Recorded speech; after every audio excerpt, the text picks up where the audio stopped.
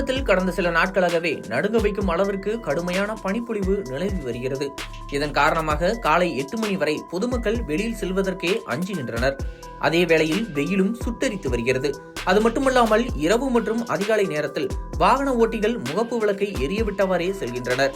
இந்த நிலையில் வானிலை ஆய்வு மையம் நாளை மற்றும் நாளை மறுநாள் மிக கனமழைக்கான எச்சரிக்கை விடுத்துள்ளது. இந்த நிலையில் நேற்று தென்கிழக்கு வங்கக்கடல் பூமத்திய ரேகையை ஒட்டியுள்ள இந்திய பெருங்கடல் பகுதிகளில் நிலவிய காற்றழுத்த தாழ்வு மண்டலம் மேற்கு வடமேற்கு திசையில் நகர்ந்து தென்மேற்கு மற்றும் அதனை ஒட்டிய தென்கிழக்கு வங்கக்கடல் பூமத்திய ரேகை ஒட்டிய இந்திய பெருங்கடல் பகுதிகளில் நிலவியது.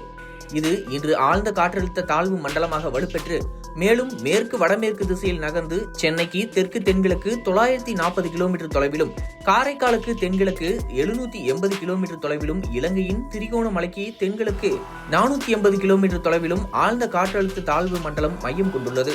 இது அடுத்த 36 மணி நேரத்திற்கு மேற்கு வடமேற்கு திசையில் தென்மேற்கு வங்கக்கடல் பகுதிகள் வழியாக நகர்ந்து இலங்கை கடலோர பகுதிகளில் ஹம்பாந்தோட்டை மற்றும் கல்முனைக்கு இடையே நாளை மாலை அல்லது இரவு கரையை கடக்கக்கூடும் என்று வானிலை ஆய்வு மையம் தெரிவித்துள்ளது.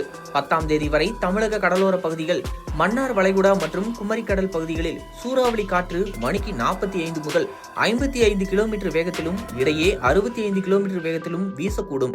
இந்த பகுதிகளுக்கு மீனவர்கள் செல்ல வேண்டாம் என்று அறிவுறுத்தப்பட்டுள்ளது.